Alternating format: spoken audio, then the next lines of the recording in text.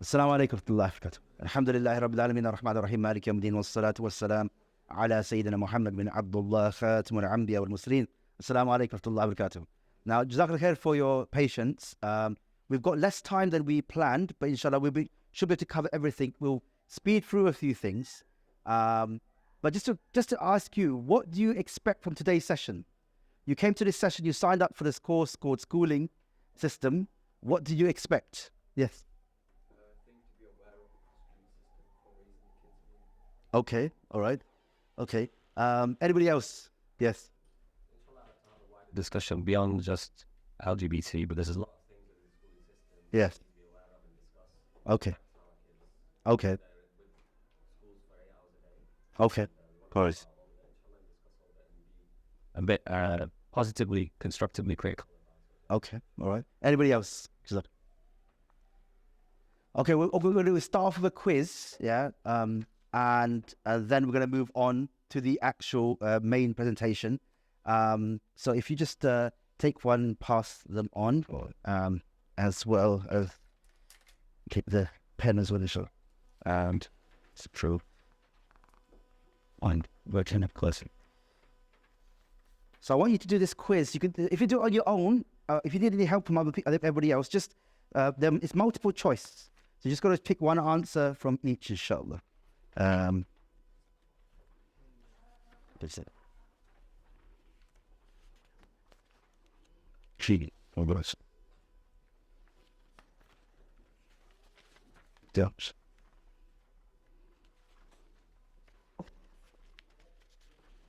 If you watch it. Hopefully.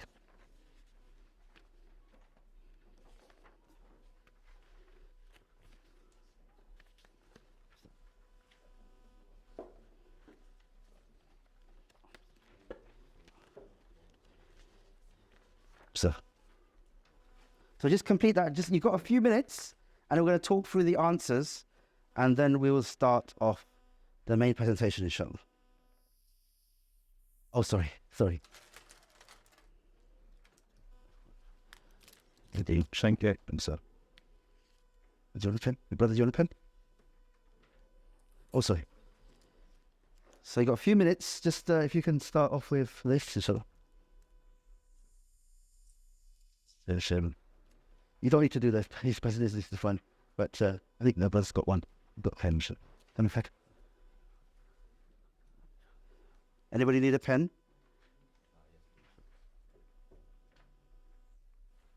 No.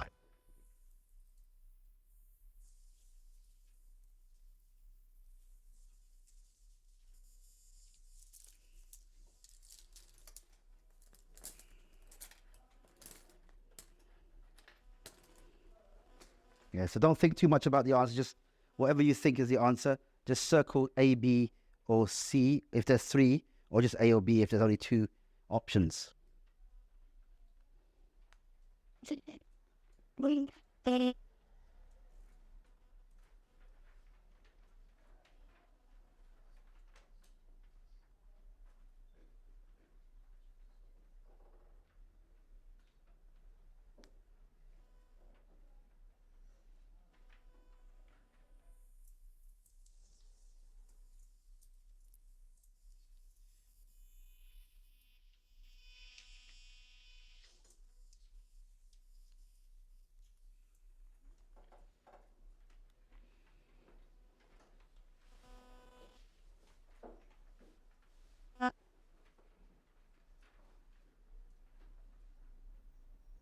Okay, one more minute, and then we'll go through the answers together, inshallah.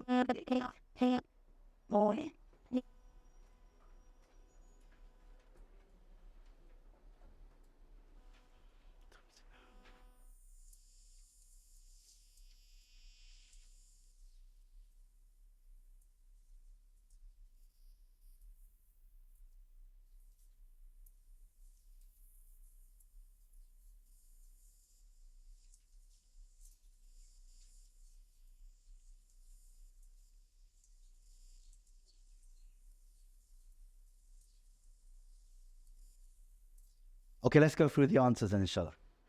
So question number one, we're talking about primary schools. What is statutory in a primary school? Is it sex education classes, relationship education classes, or both? Which one did you pick, A, B, or C? Sorry? So put your hands up if you picked A. Yeah? If you pick B and C, the answer is B. Yeah, the only thing that is statutory in a primary school is relationship education classes. The subject sex education is not statutory, not compulsory in a primary school. Yeah, that doesn't mean schools will not teach it, but it means that schools don't have to. They have a choice to teach it or not to teach it, and how they teach it is up to them. Next question is number 2. What can you, in the primary school, what can you withdraw from? A, sex education classes. If you picked A, put your hands up. B, if you put your relationship education classes. Or C, both. And the answer is A, sex education classes. You can withdraw from sex education classes in a primary school, but not from relationship education. It's compulsory. You have to, and your children have to attend these classes. I'm going to talk a bit about what is being taught in these classes in a little while. Number 3, LGBTQ plus content is statutory in relationship education. Schools, primary schools have to teach LGBTQ content in primary schools.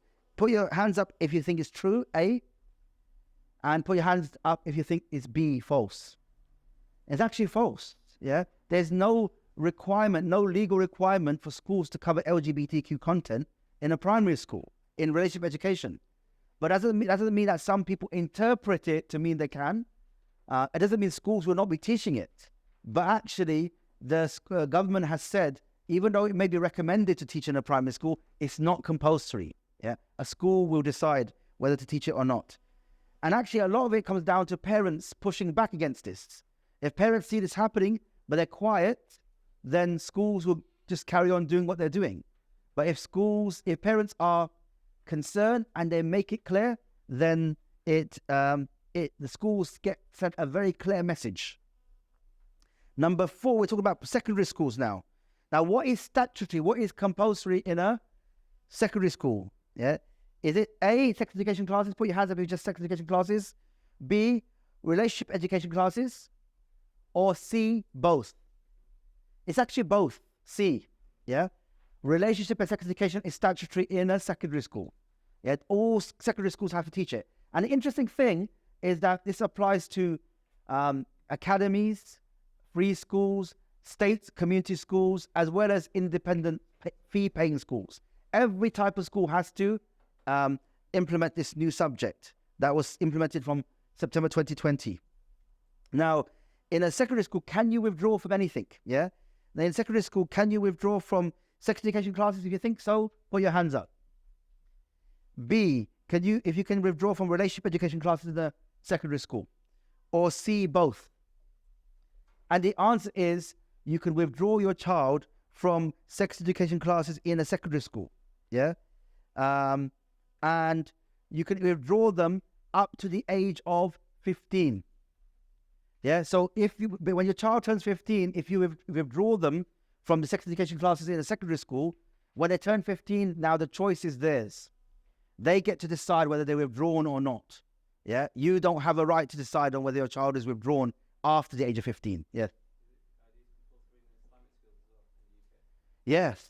It's any school, whether it's independent or community school, has to implement them. Now, Muslim schools are able to implement it in a way that is in conformity to their religious perspective, to our religious perspectives. So they have got more flexibility, but they still have to teach it. Yeah, still have to teach it.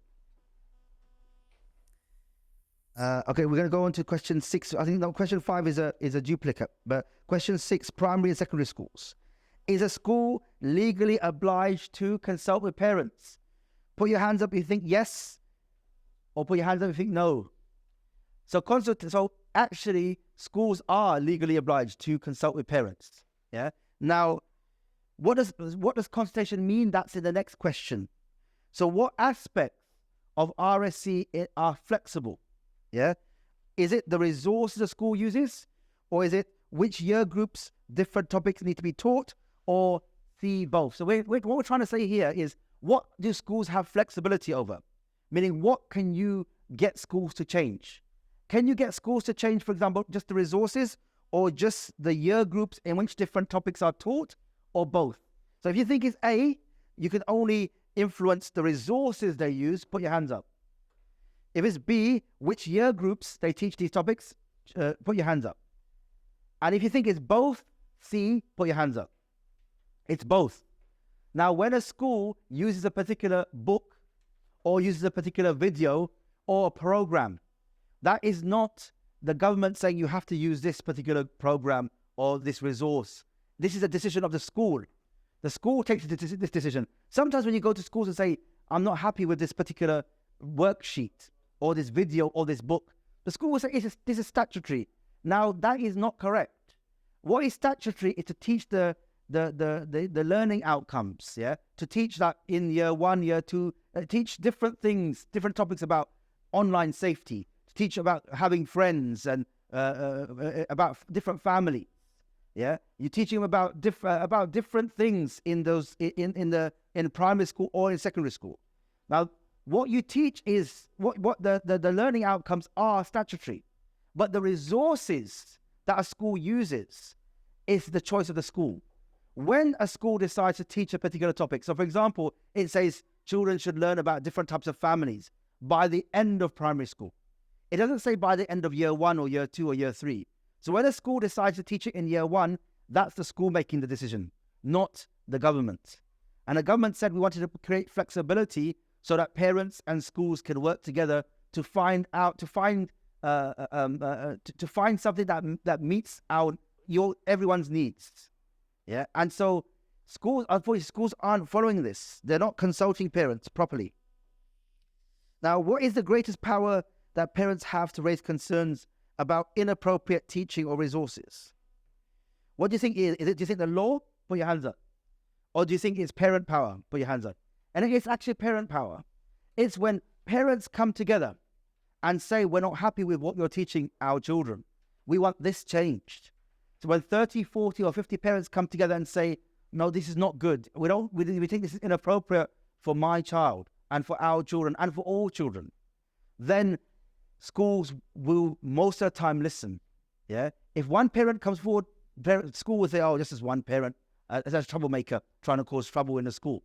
But if parents come together en masse, 30, 40, 50 parents, they can make a difference. The problem with the law is sometimes the law isn't clear on this subject. Sometimes if you want to challenge something, you have to pay lots of money, yeah, to a solicitor or barrister to take the school to court. Or if you want to take the government to court, sometimes it can cost up to £50,000. Who has that much money?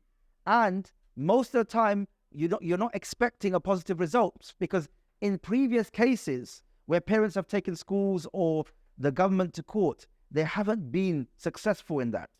So what we've got to do is actually ensure that parents are challenging schools about this subject. Now, in this presentation, I'm going to cover, we've covered the RSC quiz. We're going to talk a bit more about RSC in schools. Yeah. But also if we have time, I want to talk to us about how do we ensure that our children also understand the environment in which we live, and they come to us to ask us questions about this, not to the teacher, not to Google, not to social media, not to their friends. And then also I want to talk very briefly about a few other things, inshallah. Okay. So as we said, like in schools, they have to teach by the end of primary school about different types of families. So schools will say, for example, we're going to teach about LGBTQ families. Yeah. And now we would say to them that if you do that, why are you deciding to teach that to children, maybe in year 1 or year 2? We will challenge that and say, why are you teaching it in that year group? When it's not even a requirement. When a government said it's either recommended or you have the choice to decide. You don't have to teach it. Yeah. So we should apply pressure on schools to say, we don't think it's appropriate for young children to learn about these types of families. But also, we need to say to schools, that if you do decide to teach it, you have to teach it in a factual way. Yeah. Some people live in a single parent family. Some people have 2 mums and 2 dads. Some people have, live with their stepdad or stepmom. Some people are raised by their grandparents. So you've got to make clear that these are all factual positions. But you shouldn't push one family type over the other. You shouldn't say to children, isn't it good if you had two mums or two dads? And that's the problem. Sometimes schools are going beyond just factually describing the reality of our society, and they started to impose their values on our children. And when that happens, we need to push back on that. Yeah, there's a resource. Have you heard of this resource? There's a resource in schools called Jigsaw. Anybody heard of this resource? It's one of the most popular resources in school. Yeah, and Jigsaw is a resource. Jigsaw is called Jigsaw PSHE. Now, in part of the Jigsaw PSHE for primary schools, it starts off by talking about gender stereotypes. It says, look, some children, some boys don't like blue, some girls don't like pink, some boys don't like to play football, some girls don't like dolls. And it talks about gender stereotypes. And then it starts to talk about transgenderism. Yeah, that some boys want to become girls, some girls want to become boys. And parents need to push back when they see this resource being taught in schools, because there is no requirement to talk about transgenderism in a primary school. And actually, it's inappropriate to do so. But the problem is, most of the time when this happens, parents don't push back. Parents don't question the school. Parents don't challenge the school. And that's what we need to do much more of. So there are different things that are taught in schools under different subjects. You can be aware of 4 subject areas. One is relationship education. The other is health education. The other is sex education, if a school decides to teach it. And the other one is science. Now, one thing I want to talk about science is that sometimes schools will try and teach more than they're required to teach in science. In the primary school, there's very little requirement to teach much in science. Yeah, they talk about plants and animals, and that there's a life cycle in plants and animals. Yeah, plants start growing from a seed. Animals start growing in different ways, and they grow into fully grown animals. Yeah, from either from a puppy, from a puppy or a kitten to a full-grown animal. Now, there's no requirement to talk about human beings and there's a life cycle of human beings, but there's no requirement to talk about reproduction, talk about fertilization in that sense. That's going to be taught in a secondary school. But some schools will say that when the requirement says that children need to know about reproduction in plants and animals, they'll start to say, okay, we class human beings as animals as well. And they'll start to talk about reproduction in primary schools. And we need to push back against that. There's no requirement to talk about reproduction in a primary school. It's too early for children of that age to learn about that. They should learn about that in secondary schools, where the science curriculum states that that's where it should be taught. But it's about the main point I'm making here is that we need to be aware of what they're teaching our children. We need to be aware of what they're teaching our children. We need to ask questions to schools. And where the school is doing something inappropriate for our children, then we need to push back against that. One thing is that the main things that we need to understand is that, firstly, understanding what you can and cannot change. You can't say to a school, I don't want you to teach relationship education. But you can say to a school, I want you to teach it in a different way. Yeah, I don't like that particular worksheet or that particular video or that particular book that you're using. Yeah, and if you get enough parents to say that, schools can make changes. Yeah, it's really important that we focus on things that try and change what is most dangerous. Change what is most dangerous. Yeah, so for example, in secondary schools, sometimes they'll invite outside speakers to come into the school, and those speakers will say things like, you know, I identify as gay. Yeah, I'm a Muslim, I identify as gay, and there's nothing in the Quran which prohibits this. And so there's lots of examples where this has happened around the country. And we need to first ensure that these types of organizations are not brought into the classroom, these external organizations. But if it does happen and it slips through the net, when it does happen, we have to push back. I've come across so many cases where this has happened in schools where there's been lots of Muslim children. And when we say to the parents, you've got to complain, the parents say, oh no, we can't really complain. We don't want to get in trouble. You know, if that's our attitude, then what are we ever going to be angry about? What are we ever going to be angry about? If they're trying to bring people in to say Islam says something different to what we know it says, and we're not angry about that, what is going to make us angry? And what is going to move us to act? And so we've got to really change the attitude amongst lots of parents and say, look, When things go wrong in school, we need to complain. When things go right in school, we'll say to the school, well done, you've done a good job. But when it matters, we need to challenge schools on what they're teaching. Unless we do that, they'll be teaching our children all sorts of things. And then when that starts to impact our children, then we start to say, okay, why are our children believing this? Why do they start to act in this way? We need to really be careful and protective of our children about what they've been taught in schools and challenge when it's necessary. One of the main things that we can do is ask lots of questions. Ask them, when do you teach these subjects? How do you teach these subjects? What resources do you use? I want to come into the school and look at all your resources. In the past, some people have gone to schools and say, I want you to see your resources. And the school says, no, we can't show you the resources. About 4 or 5 months ago, the government wrote to all schools to say, when parents ask to see resources in relation to RSE, you have to show them it. You are not allowed to say they can't see the resources. So now we've got backing to say we have a right to see these resources. And when we go through the resources and see that some things are explicit or some things are promoting a particular identity, then we need to push back and say this is not appropriate for this school. We also need to work with other parents. We need to work with other parents. As we said, that when parents come together to say that I am not happy with this, that's when we can make a change in schools.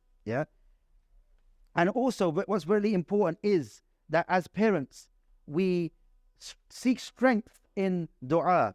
We ask Allah subhanahu wa ta'ala to ensure that our children are raised upright, and our children are protected from these fitan, these tribulations, these challenges that they're going to come our way, And so we've got to use a whole host of resources. We're going to be proactive in schools. We've got to go to schools and ask them questions. Don't expect them to come to us. We've got to ask them questions about how have you consulted us in teaching this subject if they haven't. And you've got to ask them questions about things like, how are you taking into account the religious background of my children when you're teaching this subject? Because that's what the guidance says. The guidance says when a school is deciding on the resources that it's going to teach, it needs to take into account the religious background of the children. And most schools don't do that. So just asking these questions are important in order to get schools to reflect on their practice. And when we don't ask questions, we send a clear message to schools that we're not concerned. And then schools will say, okay, that's fine. We'll just make decisions that we think are best. Now, I want to talk about a few more things, but are there any questions so far? We've got about 15 minutes left. And I said this is a shorter presentation than I actually planned. But are there any questions so far? Yes. Exactly. So yes, a reference we could get for that, or is that? There's a letter available from the Secretary of State for Education that she wrote to all schools. If schools say, no, we haven't received that, then I can send you a copy and you can send it to schools. And the other question was, when you talk about taking into account people's backgrounds, children's backgrounds, and school my sons were at before. Well, no, it's schooling human school in Wadi Range. Okay. And they actually used the document which is written by two other men. And to get our concepts, and so this section says until they'll be age of puberty, they don't need to fast, so they're banning fasting. Okay. They took the opposite meaning to it, rather than us saying, they want to fast, want them to fast, they're happy to fast. They started saying, but this says they don't need to. So difficulty is sometimes providing the right resources as well. So if we've got the resources we can give with the explanation, it makes it easier, because myself and my wife, we took appointments with the teachers and we explained it to them. So they kept saying, no, you're and chat with people and discourage them from taking appointments. And said, we'll speak to you outside the school, because they know if you take an appointment, they probably have to log it. Follow. So I think it's also us being a bit more aware. Schools are very political places. They're very political places, and you have got to recognize that. But I think it's really important that, parents, unfortunately, and I say this with being in this area since 2008 and working with parents, getting calls from parents virtually every week, I think as parents, we have too much trust in schools. And that is a big problem. Yeah, we have too much trust in schools, and I don't say that lightly. Yeah, but the reality is that we send our children to these schools. They're there for like 6 or 7 hours in the day. Yeah, around different values, around different different ideologies, even different worldviews that are being spread to our children, and then we almost think, oh, they're doing us a favor. No, that's not the case. They are in a job because we send our children to those schools. Yeah, parents are the primary educators of their children. They don't belong to teachers. They don't belong to schools. They belong to us. Yeah, Allah subhanahu wa ta'ala gave us responsibility for raising our children and inculcating the values that we want them to be raised with. Now, that's it's not the role of schools to raise our children. Yeah, they look after our children as it's during the school day to educate them. But what is generally happening now is education is turning into indoctrination, and lots of schools. I get examples all the time. One example, yeah, I spoke to a brother and he said, "Look, this girl in this school, yeah, she's a Muslim girl. The teacher is almost grooming her to change from being a girl to a boy, and the parents are not knowing this. They're not being told about this." And almost like the teacher is mentoring the girl to say, yeah, you know, you feel more like a boy. And she's actually getting her, like, so she cut her hair. She started to do more boyish things, and she's like saying, look, you are a boy, and that's not the role of teachers. Teachers are not there, should not be there to indoctrinate children based upon their understanding of an ideology which is based upon complete misguidance. Yeah, not based on the reality. It's completely divorced from the reality.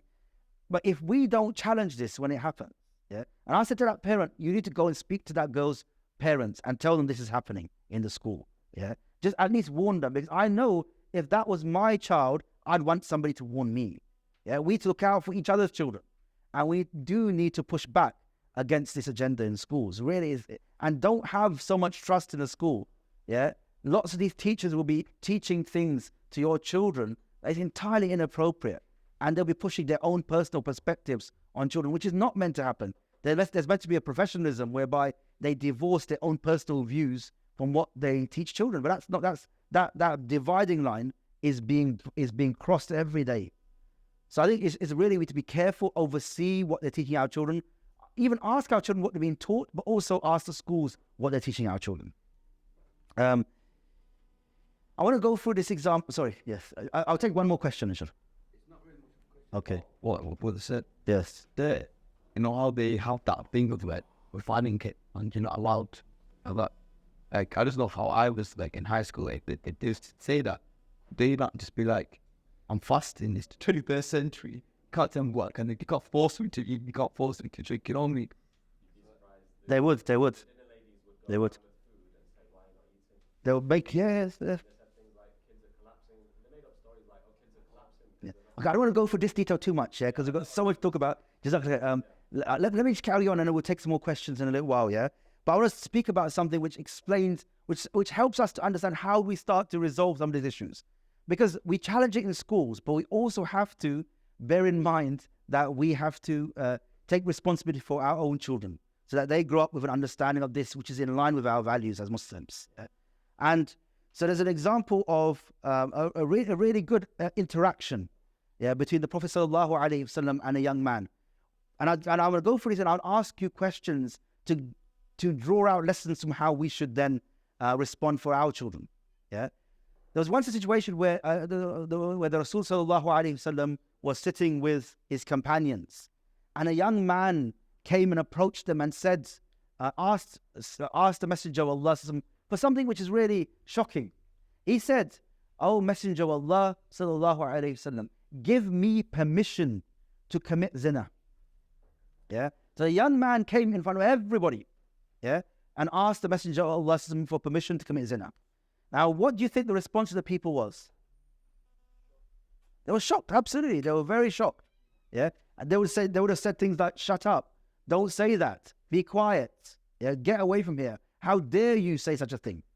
But the Prophet ﷺ drew him near to him, and he said the interaction was really important. He said to him, "Would you like someone to commit this act with your mother?" And then the young man said, no, by Allah, I would never want this to be committed with my mother. I said, would you like somebody to commit this act with your sister? And he said, by Allah, no way would I like someone to commit this with my sister. And then he went to ask him the same question. Would you like someone to commit this act with your daughter, or your mother's sister, or your father's sister? And each time he responded, no way. Yeah, no way. I would not like that to happen. Now I want us to look at this and say, okay, why do you think the Prophet ﷺ asked him first of all about these women and used them as an example to get him to answer those questions about the zina he wanted to commit with somebody else, but then the zina that he didn't want anybody to commit with the women in his life? Why did he use the example of these women? What do you think? Easy to understand? What else? Yes. Okay, zina means acting in an inappropriate way against obedience to Allah subhanahu wa ta'ala. Yeah, we believe as Muslims that a man and a woman marry. We have mothers and fathers who marry and they have children, but zina means that you act in a way against that. Yeah, and you act in a way which is disobedient to Allah subhanahu wa ta'ala, and so this is something that Allah subhanahu wa ta'ala has forbidden. Now here, why do you think he used examples of these women?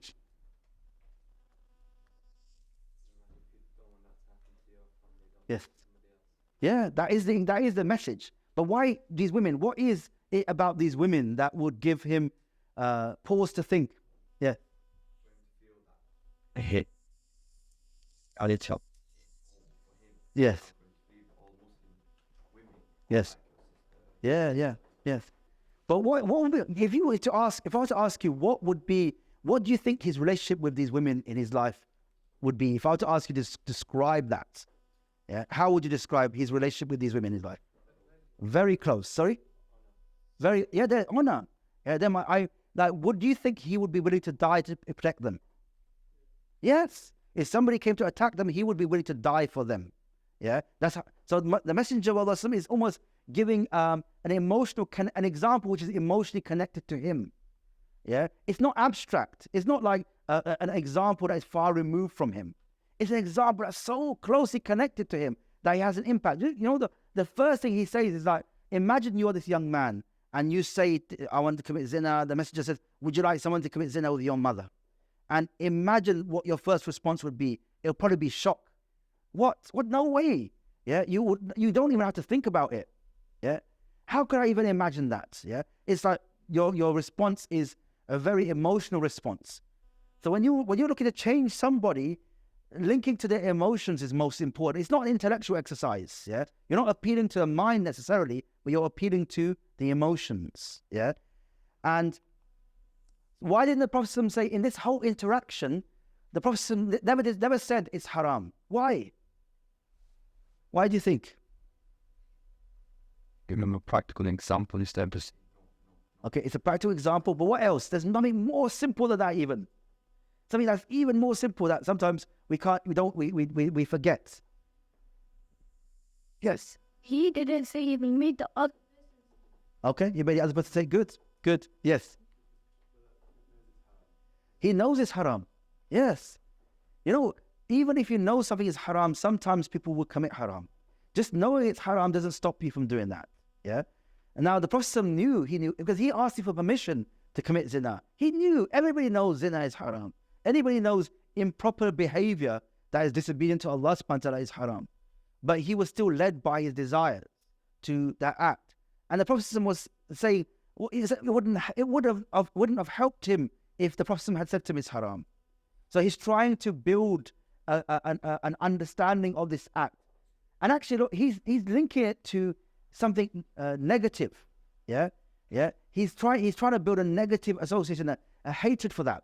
Now we are meant to try and build a negative association between that which is haram and the one to commit that haram. And I'll explain a bit about that later. But why do you think it was also important for him to ask questions and not just give him the answer? Why did the Prophet ask him all these questions? Yeah, for him to reflect. Yeah, good. Anybody else? Yes. Yeah, understand it better. Yeah, good. What else? Anybody else? Yes. Understanding consequences, good. All of these are good. Reflection, understanding it better, understanding the consequences. These are all correct. And also a lot attached to that, sometimes when you give somebody the answer, when your children come to you and ask you a question and you just give them the answer, they're happy with that answer. But if you help them to reach the answer themselves, they'll be more happy with that answer and they'll think that answer is my answer.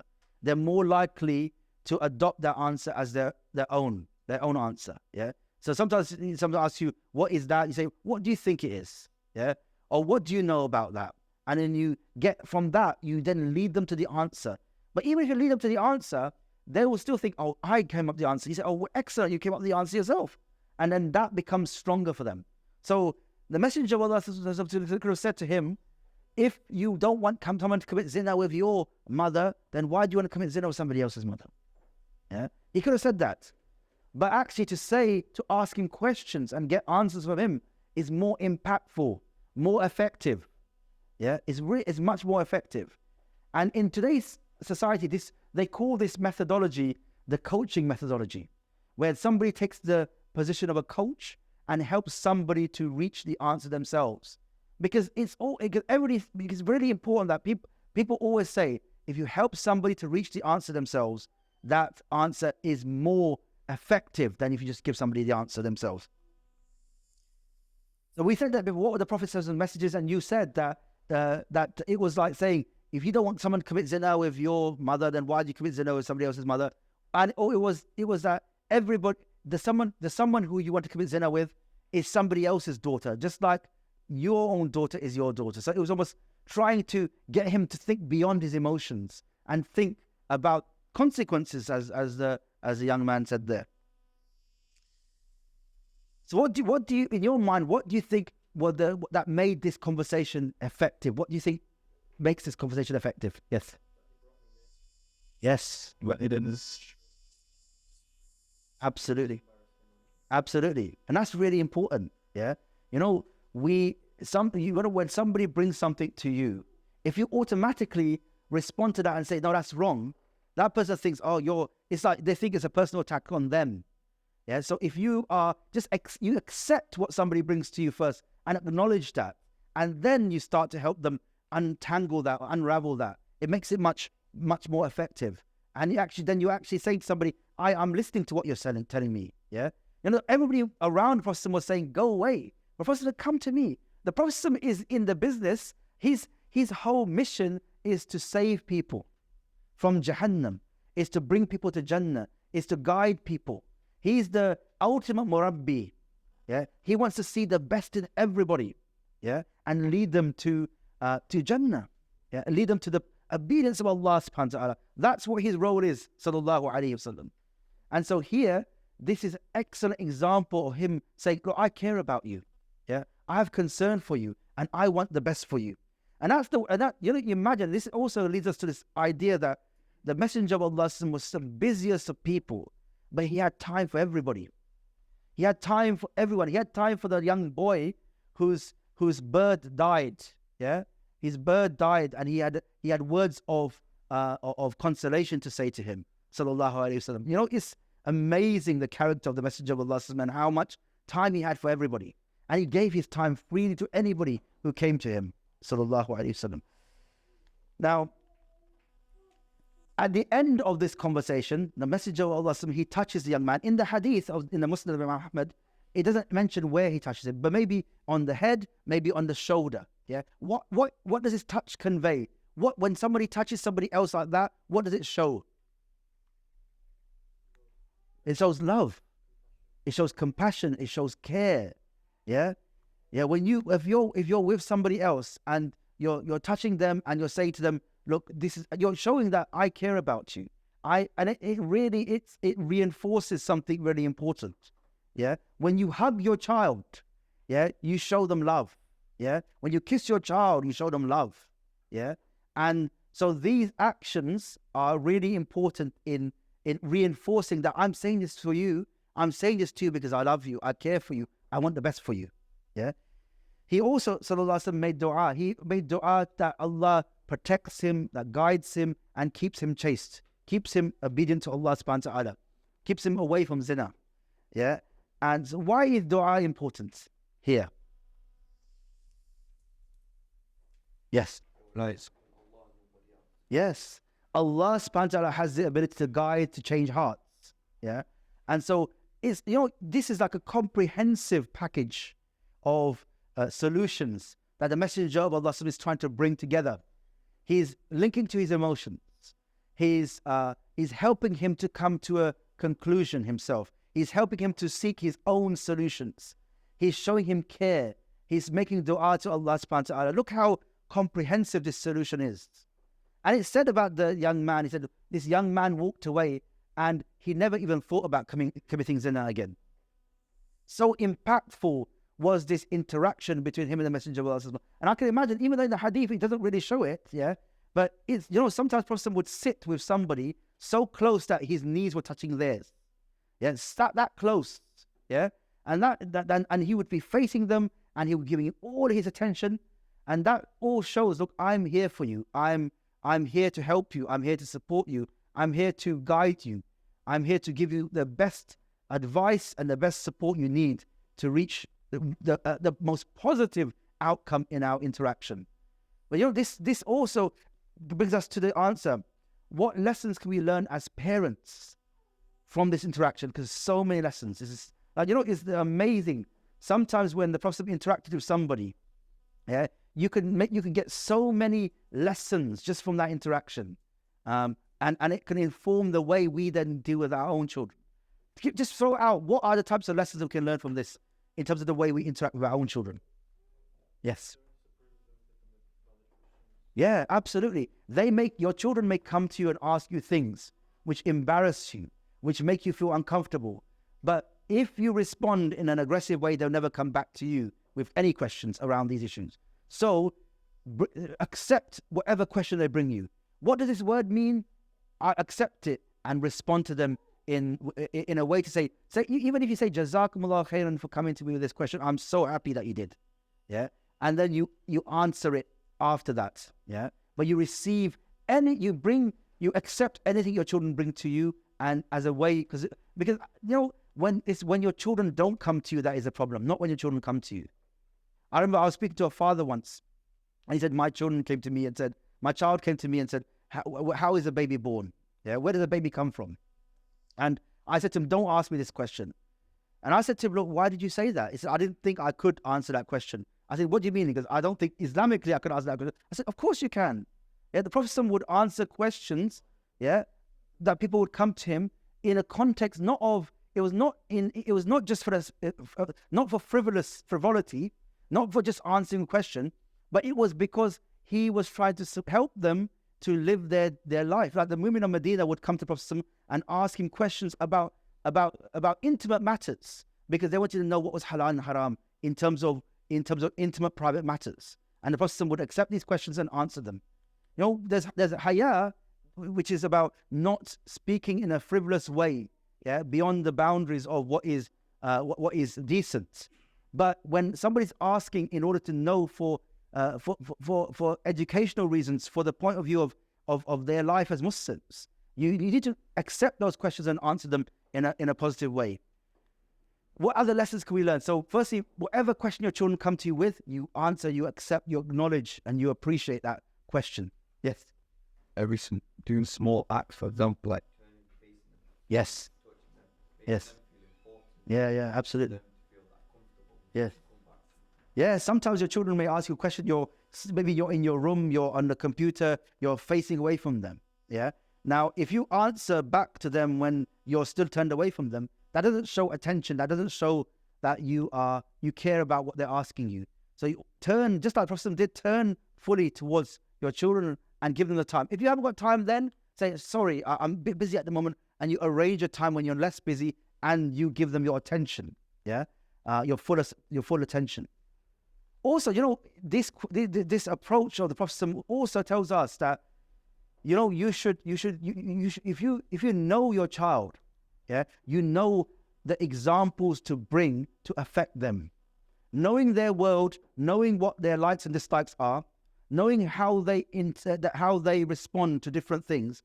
enables you to give them an answer or an interaction which is effective and impactful. Yeah, like for example, I don't know, your children might like football. Knowing that, you could sometimes give analogies around football. Yeah, that you're building a values-based response. You're trying to show them an example or an idea by using an example that they can appreciate or they can connect with. Yeah, I don't know.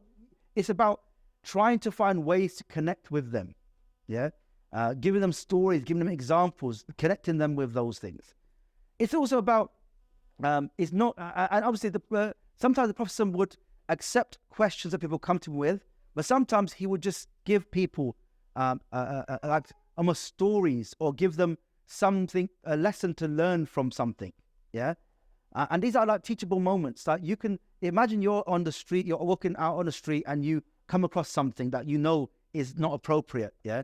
Now you could draw your child's attention to that and ask them, what do you think of that? In order for them to understand and appreciate the things that happen around them. That's what other people do. That's not what Muslims do. But then you're trying to get them to understand and appreciate that. Because sometimes living in a society where the values are, a lot of the values are the moral values, especially the social values, are contrary to our own. Sometimes it's very difficult for our children to almost separate what we believe from what others believe. And it becomes sometimes a big mess and a big mixed up mess that they can't navigate because they can't see what we believe and what others believe. And sometimes what we believe is minority. Small group of people believe in something, the majority believe in something else. But it's really important that we engage our children in these types of discussions. Yeah. But it's also very important that we live the values that we want our children to also live. Yeah. If we don't live the values that we want our children to live, then they will follow what we do rather than what we say. So what we say is important, but even more important is what we do. Yeah. Yeah. Sorry? In a minute. We will go that back in a minute, inshallah. But if you have got a question about that, what have you got? What's your question? About what?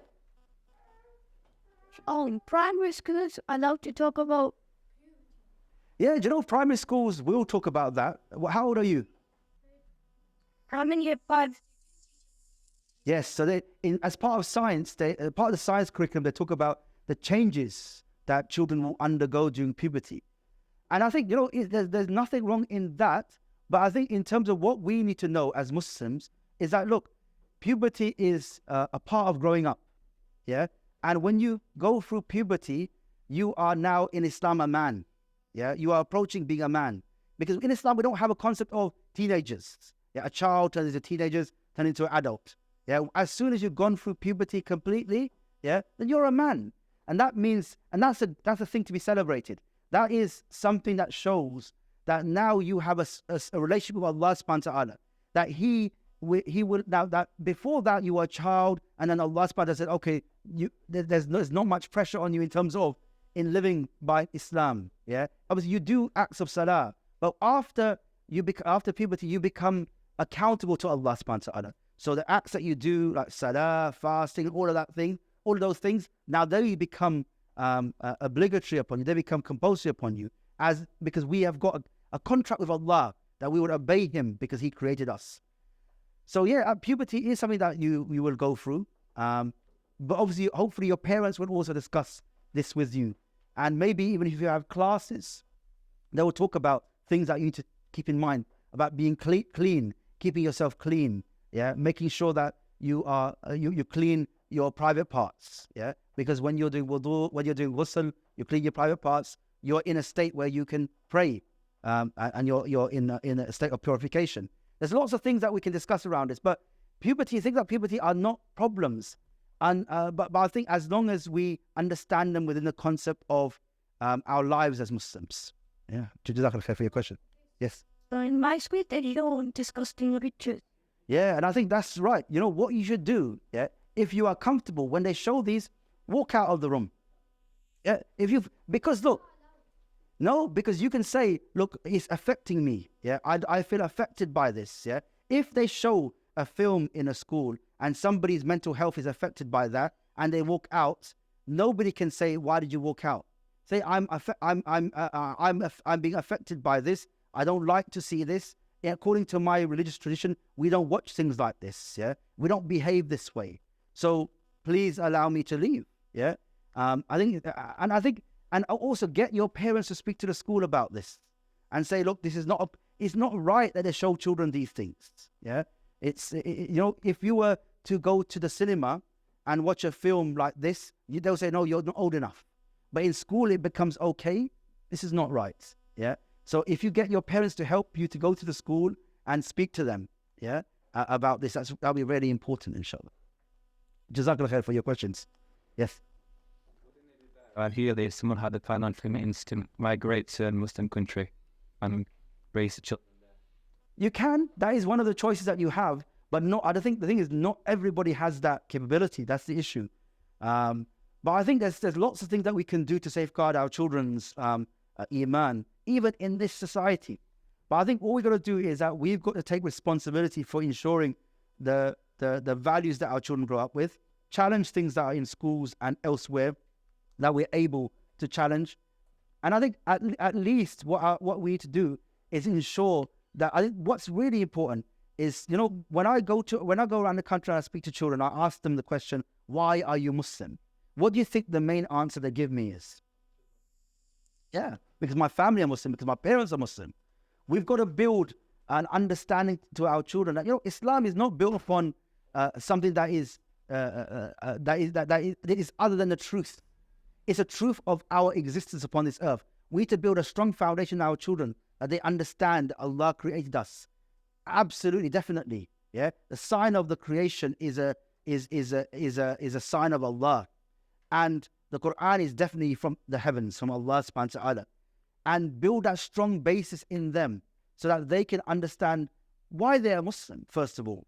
And they can understand why is Allah subhanahu wa ta'ala and not human beings? Why is Allah and not human beings the best place to tell us what is good and bad, what is right and wrong, how to live our lives, what is the successful way of living our lives, what actions are good or bad, and not human beings. Human beings who are weak, who are needy, who go to the toilet, who forget, who are biased in their thinking, who are affected by things around them. You know, I think we've got to build a strong foundation in our children so they can understand all of these things that are around them. Yeah, and we have got to love our children, kiss them, hug them, tell them that we love them. We've got to praise them. We've got to do things that show them that they are valued and welcome in our home. They have a place in our home. Yeah. So I think hijrah is maybe a solution for some people, but it's not possible for all people. But there's a way of actually raising our children in this society with our eyes wide open. Yeah.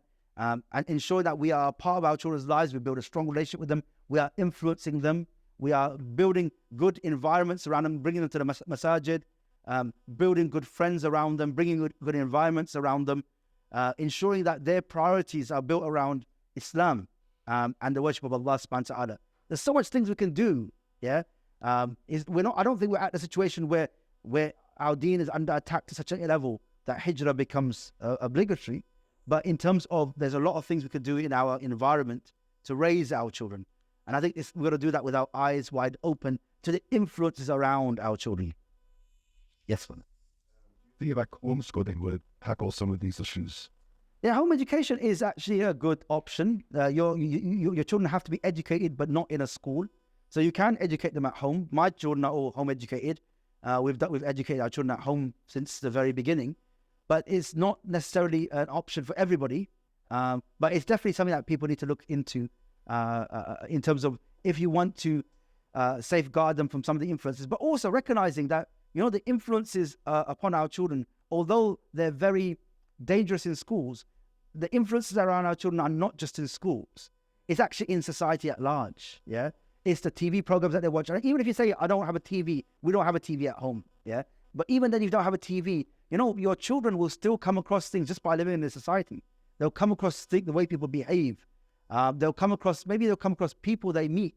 Yeah, or they'll come across even other family members who maybe don't practice Islam. Yeah, there's lots of influences out there. We can't. Although we can take a protective approach towards our children, we can't keep them in a bubble away from all the influences.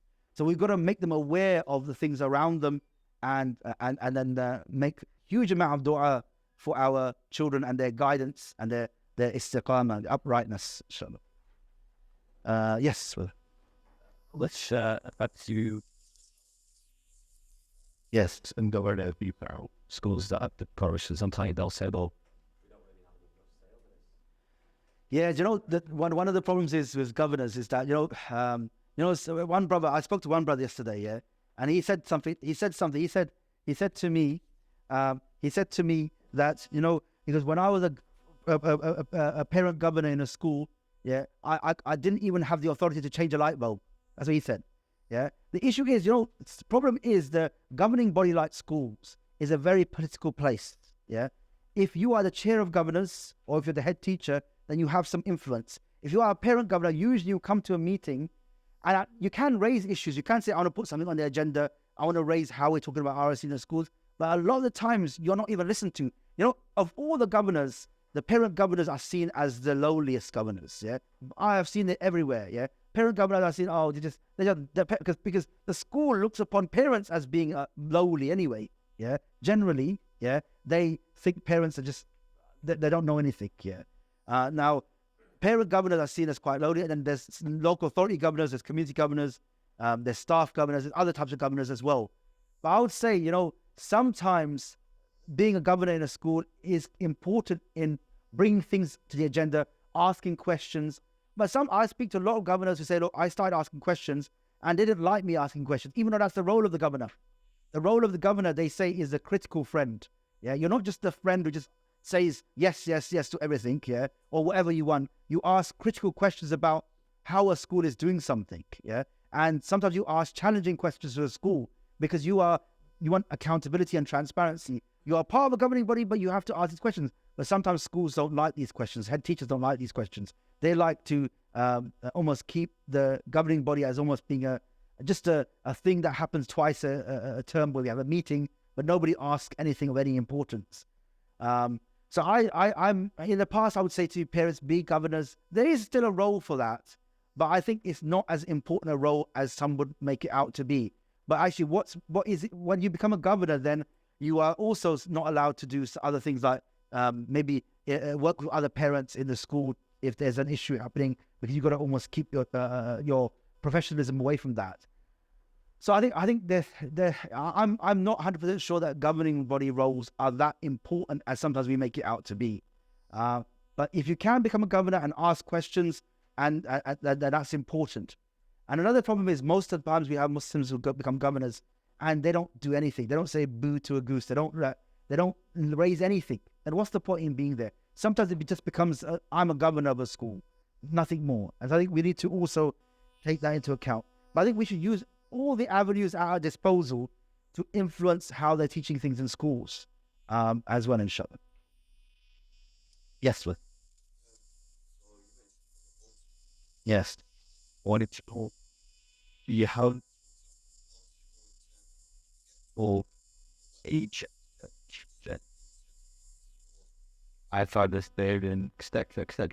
Their curriculum at what stages need to be taught. How does it go? Because I'm going in my two kids now. Yeah. I don't know, because right now they're young. Yes. But I don't know what stage. There is no such thing as a home education curriculum.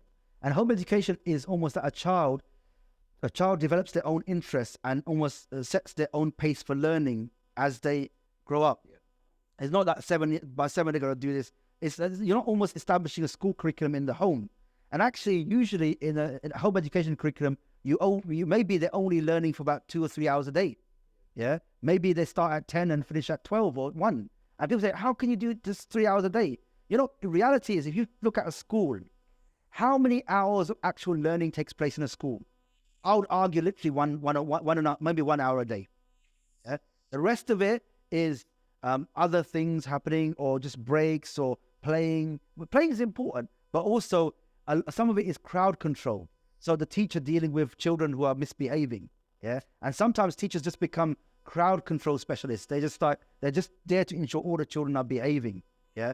The reality is, there may be a lot of teaching happening, but how much learning happens? If you've got 30, 35 children in a class, how do you ensure that those children who are struggling the most are being maintained? Or imagine a teacher dealing with 30 pupils, different levels in a classroom. Some children are very gifted. They understand things. They're moving ahead of their year. Some are in the middle. Some are just really struggling. How do you give one-to-one attention to all those children? In a classroom, sometimes you might think, I need to deal with the children who are struggling the most. Yeah. And then what happens to those children who want to progress? You can't really deal with 30 different children at 30 different levels. In a home education setting, you can deal with your child as an individual, learn at their pace. And actually, you can get online classes to help them progress in some areas. But other than that, you can do lots of trips. You go on a trip and you do learning in a practical way. There's lots of different ways that learning happens. In a school, learning tends to happen in a classroom with a pen and paper. And there's not one style of learning.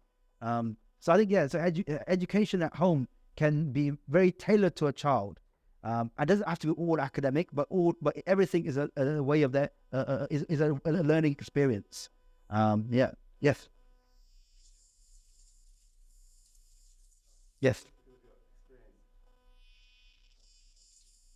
Challenges. Should have been touched with. Well, you just briefly, what challenges what have you come across?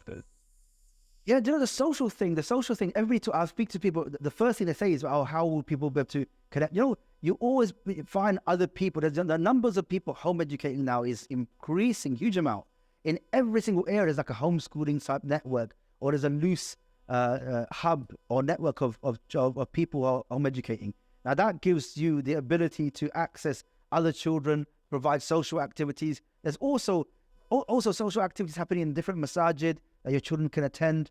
Now, it's this idea that a child is home educated, they'll never gain the social skills. Children gain social skills as they move along. Some children in schools never gain the social skills. It's not like one leads to another. You can always find ways of supplementing it by different activities, different outings, different clubs, youth clubs, scouts. There's always other avenues that you can approach to fill in those gaps. The challenges are that obviously when your children are at school, you're basically especially if the mother's at home, she's got the whole day to herself. Yeah, literally from 9 o'clock until 3 o'clock. Obviously, if they're home educating, your children are there, and so you don't have that space away.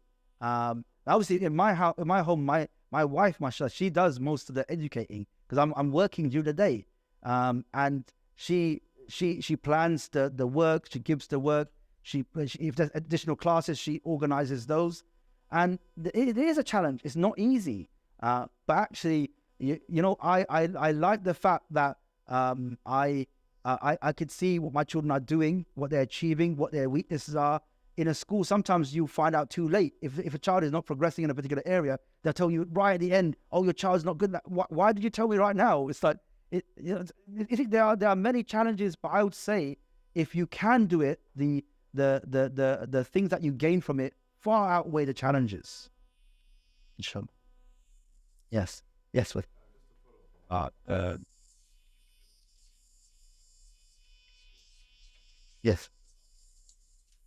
No, there isn't. Like, for example, what will generally happen is that the local authority will come and see you once a year. You don't even have to visit. They don't have to visit you. You could provide a report of your children and say, this is what they're doing. Yeah. They don't have to come into your home. There's no obligation to that. They just got to make sure that you're giving them an education that meets the requirements of the law. That education is not fixed. It doesn't say by the age. In some countries, like in Sweden, they don't even get children to be engaged academically to any subject until they're about 7 or 8. Yeah, they don't. Before that, it's just play. And when they start studying, they accelerate in that studying better than children that start studying from the age of 4. And we've got like this whole idea that a child needs to start reading from the age of 4 or 5. They need to do this by the age of 6. There's no evidence for that. Yeah. There's almost like this, they've just made up this idea that a child needs to do that. Children learn at different paces. Actually, in the beginning, play is actually really important for a child. And actually, schools sometimes the rigidity of schools, the fixed systems at school sometimes takes away children's ability to explore what interests them. And actually, if you can do like a project where a child is interested in dinosaurs or in space, you can almost get them to learn by themselves because they're interested in that and their motivation is there, and they can almost build into that maths, science, English, everything. And so I think home education is not like a fixed curriculum that you have to follow, and you don't have to report back to the local authority to say they're doing this particular subject. It's just you got to prove that you're giving them an education. They're just not just sitting there at home doing nothing. Yeah. Yeah, some children are always going to do GCSEs much earlier as well. But obviously, by the time you get to GCSEs, you have to then get them to think about a curriculum to meet the requirements of the particular examining body. Yeah. Actually, I think we've run out of time now. Jazakallah khair for your time, for your questions, for your input. And may Allah subhanahu wa ta'ala really bless our children, guide them, protect them, safeguard them. May they become strong Muslims who are leaders of our communities, and people who, when they grow up, they become sadaqah jariyah for us when we pass away, inshallah. Jazakumullah khair. If you've got pens again, you can give me them. I've got very few left, so Jazakumullah khair. I've got next session. Yousef. What would you say, Sweden? It's Sweden. Some of the Scandinavian countries, they don't have this strict